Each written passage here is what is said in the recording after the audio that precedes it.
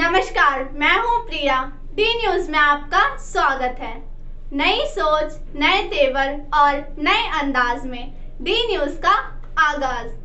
ना डरते हैं हम, ना झुकते हैं हम, सच दिखाने की हिम्मत रखते हैं हम। अगर आपके पास भी है खबर की कोई पुख्ता जानकारी और आपकी या आपके जानने वाले की है कोई समस्या, तो देर मत कीजिए।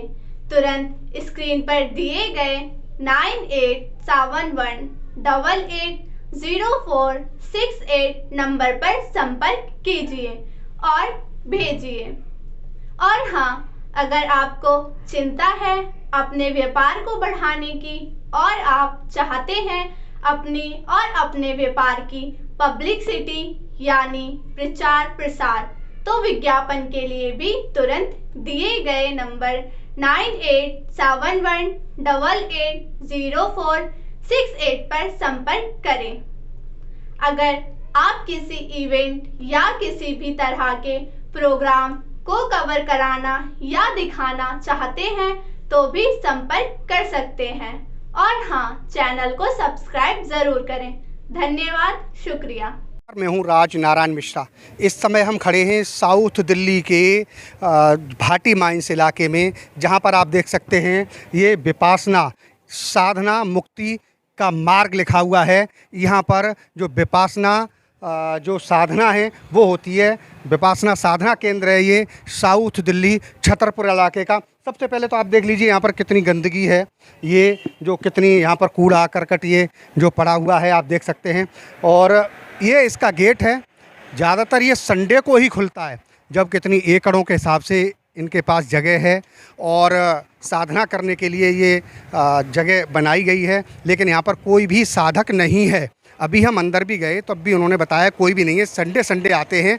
अभी आपने गंदगी देख ली, अंदर भी हम आपको दिखाएंगे किस तरीक़ा से बंद पड़ा है और यहाँ पर साधक किस रूप से साधना करते होंगे, ये आप खुद वहाँ की गंदगी से ही अंदाज़ा लगा सकते हैं। और ये जो गेट है आप देख रहे हैं, ये साउथ दिल्ली के छतरपुर इलाके का जो भाटी माइंस इलाका है, वहाँ पर विपासना केंद्र है, जहाँ पर ये जो विपासना मेडिटेशन यानी आत्म जो मानसिक रूप से यानी आत्म शुद्धि के लिए ये केंद्र बनाया गया है, जिससे कि लोग यहाँ पर आएँ, अपनी शुद्धि के लिए साधना करें और मुक्ति के मार्ग तक उनका जो मार्ग है वो प्रशस्त हो जाए। ऐसे कई विपासना केंद्र हैं, यूपी में भी हैं, अदर स्टेटों में भी हैं। अभी कुछ दिन पहले यूपी कुशीनगर का एक मामला आया था, जिसमें एक व्यक्ति ने 32 वर्षीय घनश्याम यादव ने फंदे से लटक करके अपनी जान दे दी थी।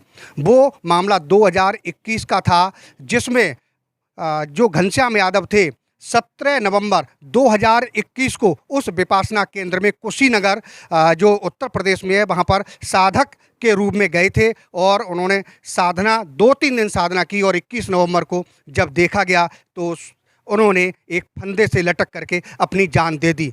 जबकि लोग वहाँ पर जो आते हैं वो साधना करने के लिए आते हैं, अपने मुक्ति का मार्ग प्रशस्त करने के लिए आते हैं। आखिर ऐसी क्या वजह रही कुशीनगर में, उत्तर प्रदेश में, जहाँ पर जो साधक गया था 32 वर्षीय साधक घनश्याम यादव, जो एक पेशे से टीचर भी था, अध्यापक भी था, समझदार था। आखिर वो वहाँ पर साधना के रूप में पहले भी गया था और अब की बार जब दोबारा से वहाँ साधना करने गया तो उसका जो शव है वो वहाँ पर फंदे से लटका हुआ मिला। ये मामला कुशीनगर का है। तो आखिर लोग साधना करने आते हैं, यहाँ पर देख सकते हैं विपासना साधना मुक्ति का मार्ग, यानी जो मुक्ति का मार्ग प्रशस्त करता है ये जो विपासना है।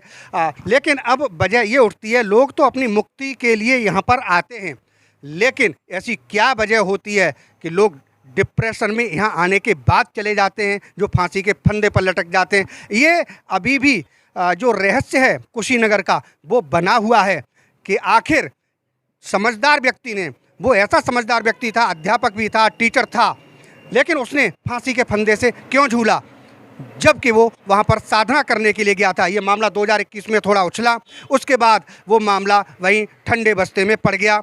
उसकी असली वजह आज तक नहीं पता लग पाई कि असली वजह क्या थी जिसकी वजह से उसने फांसी लगाई और वो फांसी के फंदे पर झूल गया। तो ऐसे कई विपासना केंद्र हैं, ये दिल्ली में भी कई विपासना केंद्र हैं जहाँ पर लोग आते हैं, साधक के रूप में अपनी साधना करते हैं और इसके कई चरण होते हैं। वैसे विपासना जो केंद्र है वहाँ पर लगभग जो साधक आते हैं साधना करने के लिए वो सुबह 4 बजे से लेकर के और रात को 9:30 बजे तक उनका जो शेड्यूल है वो बिल्कुल बिजी रहता है। इसमें कोई एंटरटेनमेंट का साधन नहीं, सब कुछ साधना में लीन रहना है, नाश्ता करना है, खाना खाना है, उसके बाद निद्रा में चला जाना है और इसके अलावा यहाँ पर एंटरटेनमेंट का कोई साधन नहीं होता है। केवल और केवल उपासना यानी साधना करो और अपने जो मुक्ति का मार्ग है उसको प्रशस्त करो। कई चरणों में इसकी साधना की जाती है। आप देख सकते हैं ये विपासना साधना मुक्ति का मार्ग ये जो यहाँ पर ये जो बनाया गया है आप देख सकते हैं। आज संडे है इसीलिए संडे वाले दिन कोई आता नहीं है ऐसा बताते हैं। जी आपका नाम क्या है? जी रामाधार जी। इधर आ जाइए। आप कितने साल से हैं यहाँ पर? यहाँ पर मेरे 30-32 साल हो गए जी। इधर आ जाइए। कितने साल हो गए? 30-32 साल हो गए। 30-32 साल हो गए। अच्छा, कहाँ के रहने वाले हैं आप? यूपी के। किस जगह के? सुल्तानपुर के। तो यहाँ पर कोई स्थायी रूप से रहते नहीं है लोग जो उपासना करने आते हैं? मैंने अब तो एक दिन के जो कोर्स है वो एक दिन का है तो कोई नहीं रहता। कोर्स तो 10 दिन का होता है ना, महीने में 2 बार का होता है, 1 तारीख से लेकर 12 तारीख तक, फिर 16 तारीख से लेकर के, यानी 10-10 दिन का जो कोर्स होता है। उसमें क्या यहाँ पर लोग नहीं रहते, साधना करने नहीं आते? रहते थे पहले, हम नहीं रहते नहीं। पहले कितनी साल पहले रहते थे? अरे अभी जब सोना बना है ना तब यहाँ से वहाँ गया है। हाँ जी, यहाँ से तब सोना गया है तब। ये यहाँ पर कितनी जगह होगी इसकी? अब ये जगह तो ऐसे करीब 9 किला होगी सब। 9 किला? हाँ ऐसे ही हो, लेकिन इसमें कुछ सुनते वन विभाग की निकला है वो। अच्छा, कुछ वन विभाग की भी है? हाँ। तो वन विभाग वाले कहते नहीं है? वही तो दीवार वहाँ तोड़ दी है ना। अच्छा, विपासना की दीवार तोड़ दी है? हाँ। अच्छा, इधर भी तोड़ दिए हैं, पीछे भी तोड़ दिए हैं। तो यानी संडे यहाँ पर लोग आते हैं? अभी संडे आते हैं। तो इसकी साफ सफाई कोई नहीं करता? हमने देखा यहाँ पर जो पंजीकरण कर रहा है वहाँ पर कितनी गंदगी है, गोबर पड़ा हुआ है। पंजीकरण आगे करते हैं, अभी यहाँ 10 दिन चलता रहा तो यहाँ रहा पंजीकरण। अभी वहाँ ऑफिस नहीं है, कैंटीन के पास में कैंटीन ऑफिस सब उधर है, हॉल पीछे है। अच्छा, पीछे बना रखा है वो हॉल पीछे है। तो यहाँ पर साफ सफाई नहीं होती क्या? ये इतनी गंदगी पड़ी है, गोबर पड़ा है। अरे अब साहब चारों तरफ टूटा हुआ है, क्या करें? गाय रात दिन उठा रहते आदमी, ये तो मुश्किल हो गया। यहाँ यदि तो टूटे होते तो गाय भाई ना होती रही, कोई चीज़ सफाई रहा। इनका कहना है कि यहाँ पर जो केवल अब संडे ही लोग आते हैं। पहले लोग यहाँ पर आते थे विपासना केंद्र में जो यहाँ पर साधना करते थे, लेकिन अब साधना करने लोग नहीं आते हैं। और 9 किला के आसपास ये जगह बता रहे हैं जो इसके लिए आवंटित की गई है और जहाँ पर ये केंद्र बनाया गया है। लेकिन कुछ जगह ये कह रहे हैं इसमें वन विभाग की भी है, उन्होंने भी आके ऑब्जेक्शन करते हैं वन विभाग वाले भी, और बता रहे हैं बाउंड्री वगैरह तोड़ दी है उन्होंने। ये कह रहे हैं बाउंड्री वगैरह भी तोड़ दी है। लेकिन ऐसे कई विपासना केंद्र हैं जहाँ पर कोई भी साधक नहीं रहता है और साधना करने वाले भी मौजूद नहीं हैं, लेकिन विपासना केंद्र चल रहे हैं। इसका मतलब ये समझा जाए जिस तरीक़ा से कुशीनगर में जो घनश्याम यादव उस विपासना केंद्र में गए थे, वहाँ पर क्या मजबूरी रही उनकी, क्या उनको मेंटली कोई टॉर्चर किया किसी ने, क्या वजह रही, मौत हुई थी किस वजह से वो फांसी के फंदे पर झूले थे, अभी कोई वजह साफ नहीं है। उसी तरीक़ा से आप देख सकते हैं यहाँ पर जो छतरपुर इलाके में, दिल्ली इलाके में एक ये जो विपासना केंद्र है ये भी राम भरोसे चल रहा है, क्योंकि यहाँ पर एक नाम मात्र गार्ड जो हैं, केयर टेकर हैं, वही इसकी देखरेख करते हैं और संडे ही लोग यहाँ पर आते हैं। उसके बाद पूरा ये जो विपासना केंद्र है राम भरोसे चल रहा है। तो देश में पता नहीं ऐसे कितने विपासना केंद्र राम भरोसे चल रहे होंगे। डी न्यूज़ के लिए संदीप कश्यप के साथ राज नारायण मिश्रा, छतरपुर, दिल्ली।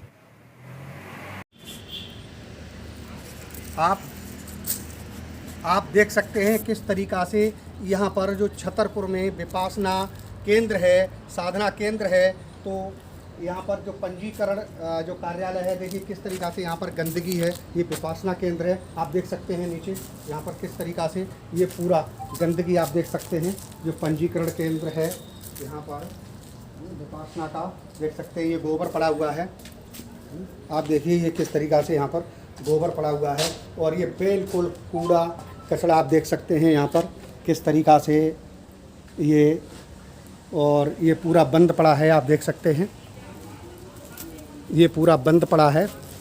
और विपासना केंद्र है, जबकि यहाँ पर साधक लोग आते हैं और साधना करते हैं, साधना में लीन रहते हैं। ये किस तरीक़ा से यहाँ पर देख सकते हैं ये गंदगी है।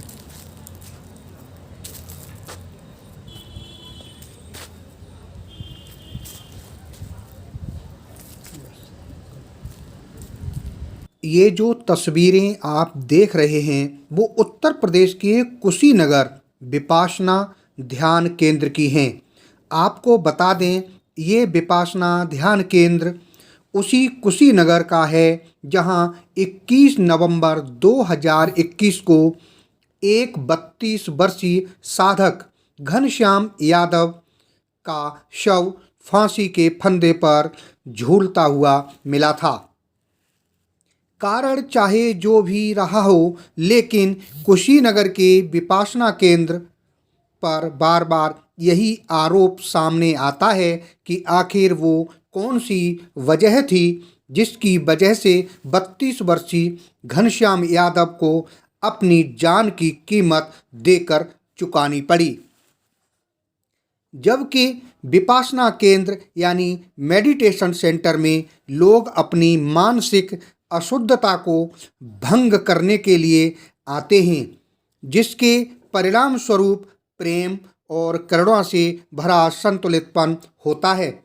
यहाँ मानसिक प्रशिक्षण दिया जाता है, जिसके अभ्यास करने से ही धीरे धीरे परिणाम आते हैं और विपासना में लोग अपनी मुक्ति के लिए आते हैं। प्रतिभागी एक अनुशासन संहिता का पालन भी करते हैं, लेकिन अनुशासन संहिता का पालन करते करते आखिर 32 वर्षीय घनश्याम यादव कैसे फंदे पर झूल गए।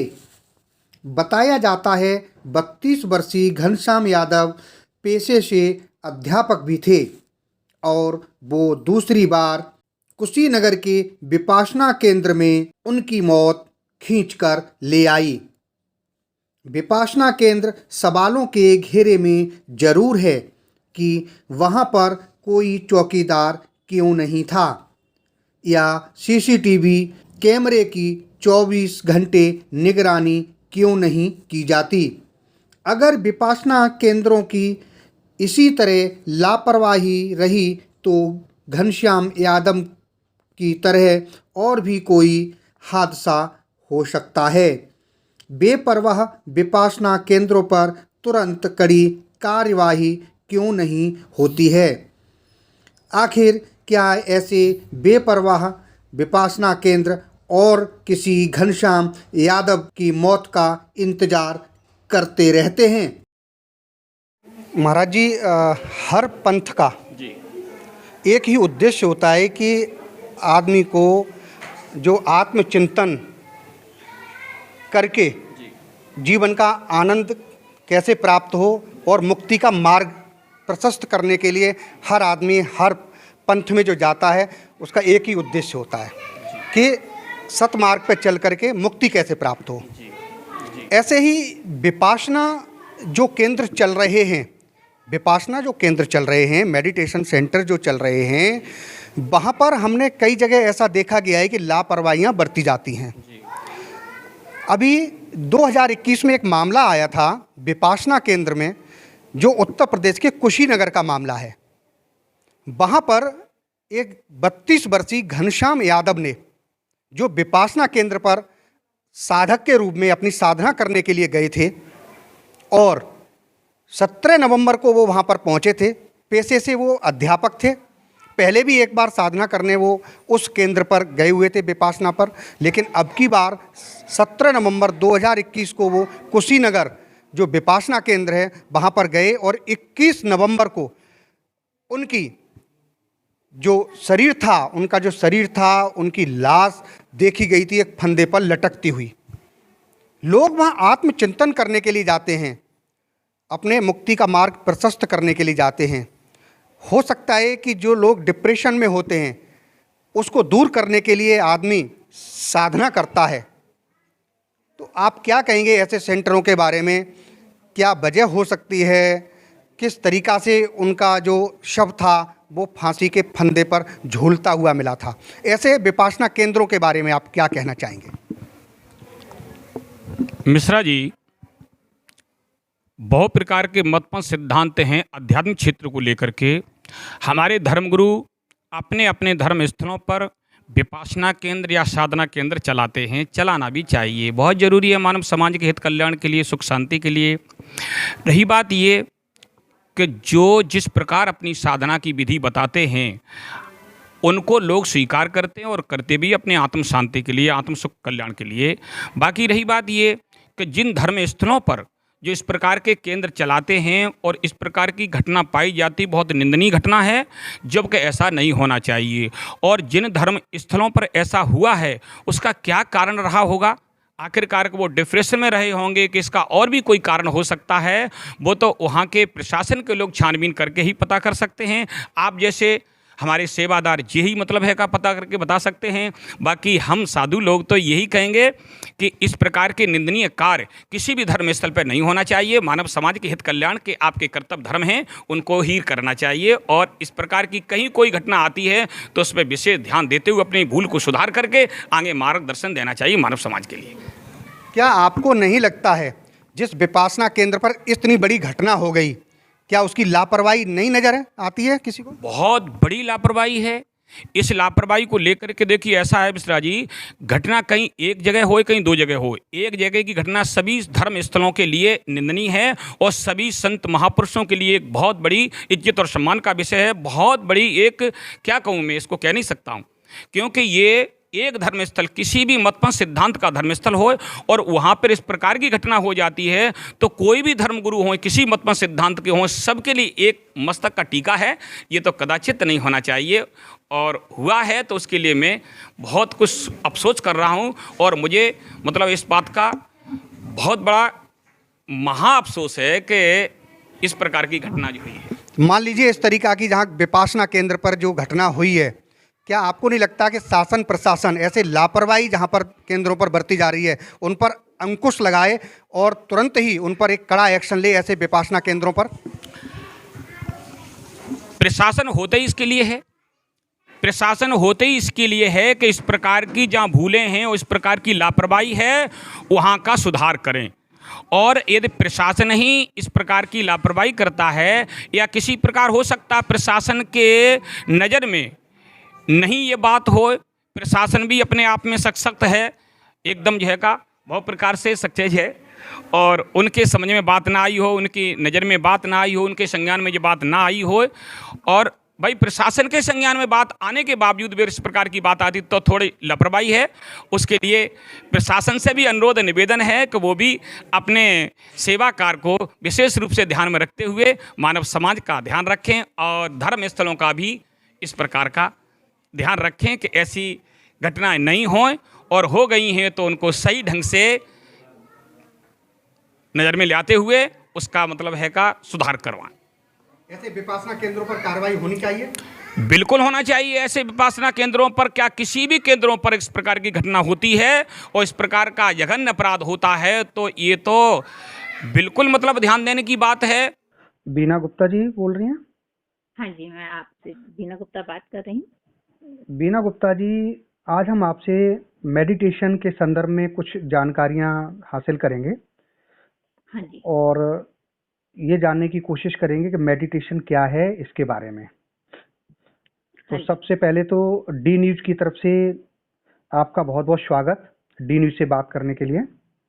धन्यवाद। हम ये जानना चाहेंगे जो ये मेडिटेशन है ये क्या है इसका उद्देश्य यानी पर्पज क्या होता है? हाँ जी मिश्रा जी, आपका सवाल बहुत अच्छा है।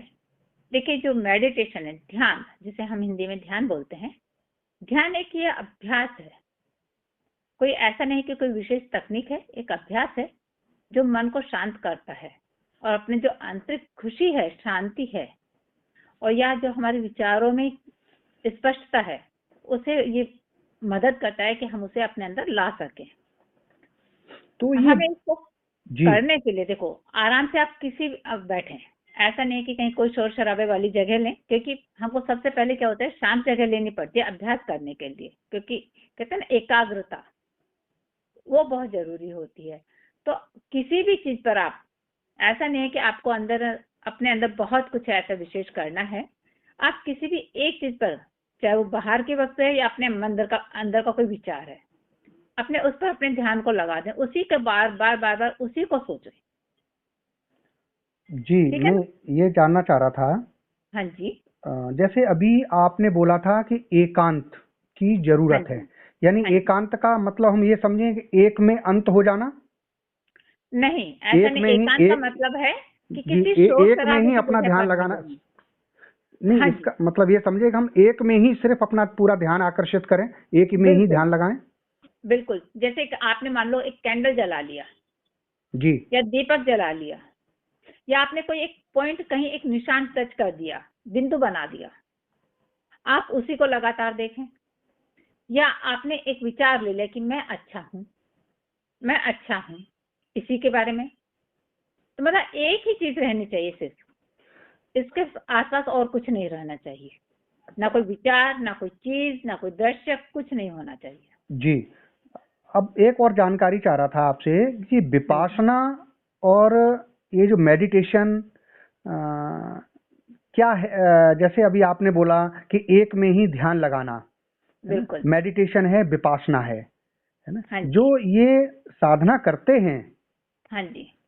जो साधक लोग साधना करते हैं, हाँ जी। इसके कितने चरण होते हैं?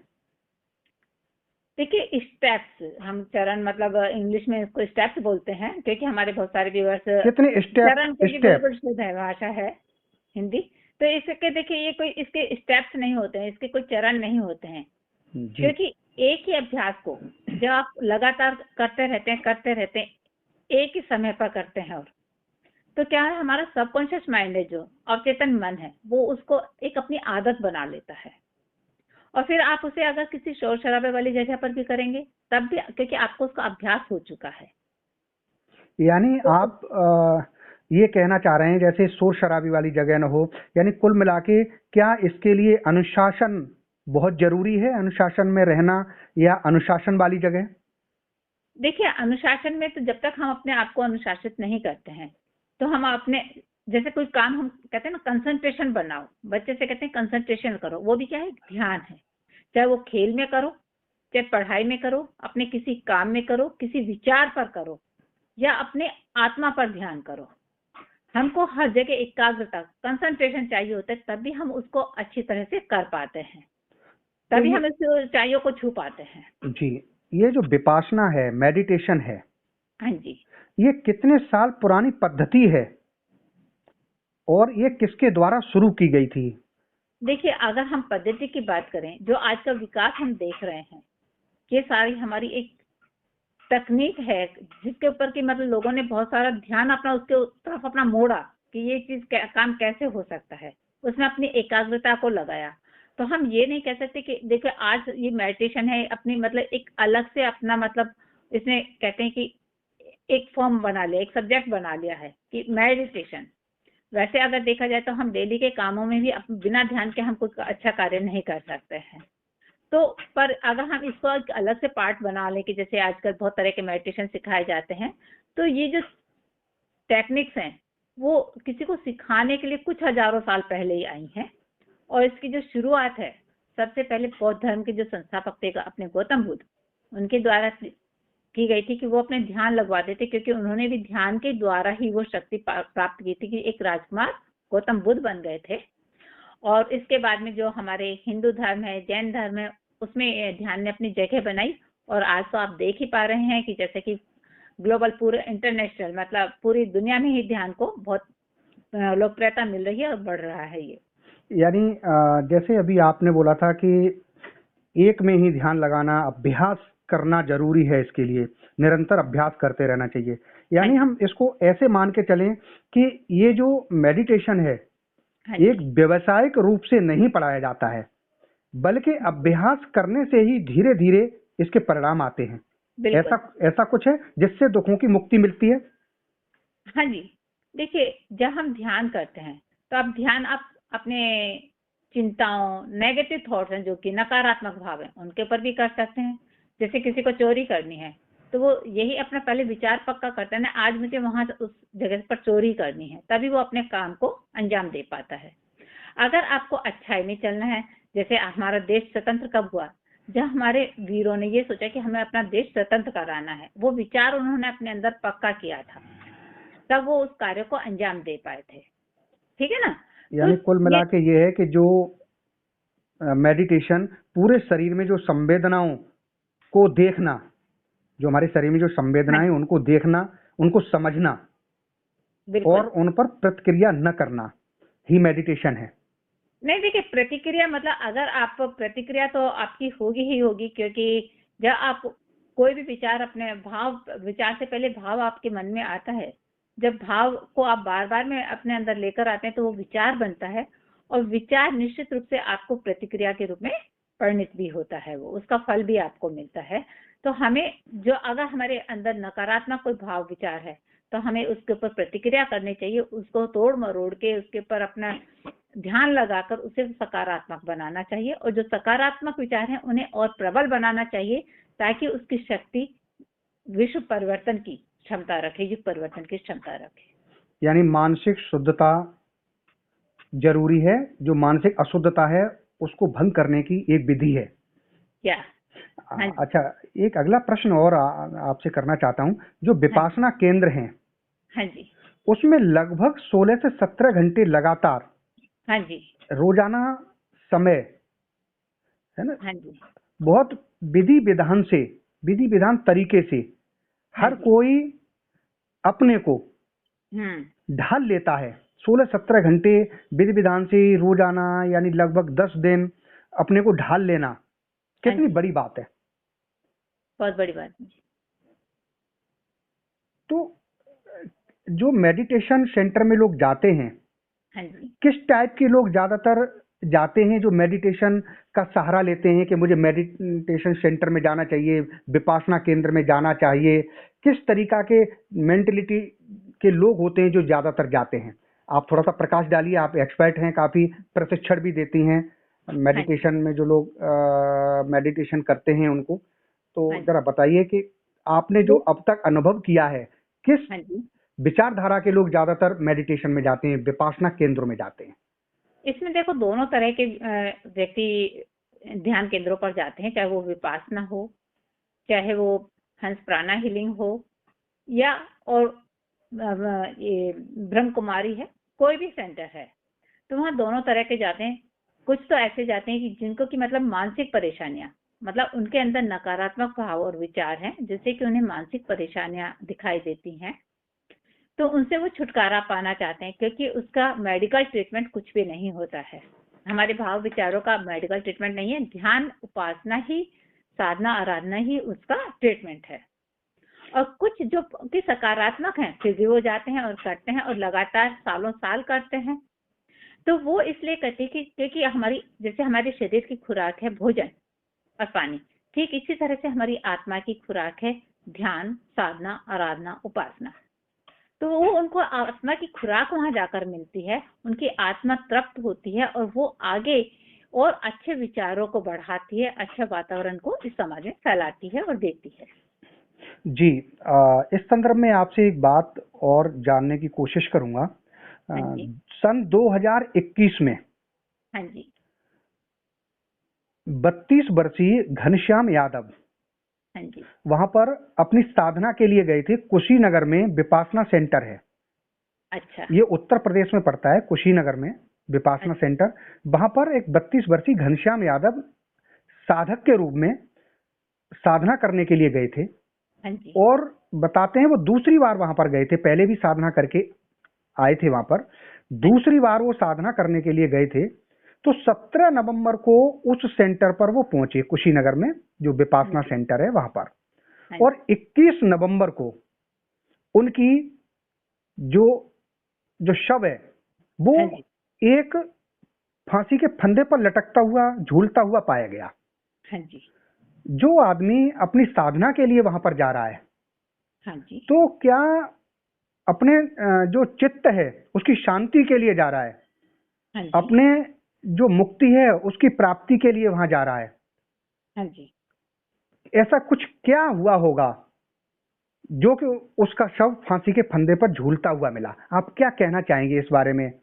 देखिए, सबसे पहली बात तो विपासना, जैसे क्योंकि देखो हर पद्धति का अपना अपना सिस्टम होता है कि वो कैसे करवाते हैं, उनका क्या सिस्टम है, उस सिस्टम को समझना होगा। लेकिन बात जहाँ तक ये आती है कि मतलब ध्यान केंद्रों पर भी, क्योंकि जहाँ तक मैं समझती हूँ कि ध्यान केंद्रों पे हम सकारात्मक भावों को ही लेते हैं, विचारों को ही लेते हैं। लेकिन फिर भी अगर किसी व्यक्ति के मन में वो विचार आया, पहली बात तो, और विचार आने के बाद में भी उसको उसने कार्यान्वित किया, तो उसमें सबसे पहली बात है कि ये एक दिन का नहीं है कि उसने आज ही मतलब उसके मन में थॉट आया और वो हो गया। क्योंकि ध्यान केंद्रों पे वो आया तो इसका मतलब कहीं ना कहीं उसको मानसिक परेशानियां थी, उनसे वो छुटकारा पाना चाहता था। क्योंकि ये आत्महत्या यही दिखाती है, क्योंकि ये एक दिन का काम नहीं होता है कि कोई भी व्यक्ति इतना बड़ा स्टेप उठा ले, यानी नहीं आपका उठा। कहने का मतलब है ज्यादातर सेंटरों पर जो लोग मानसिक रूप से पीड़ित होते हैं या अस्वस्थ होते हैं वो लोग उसकी तरफ रुख करते हैं।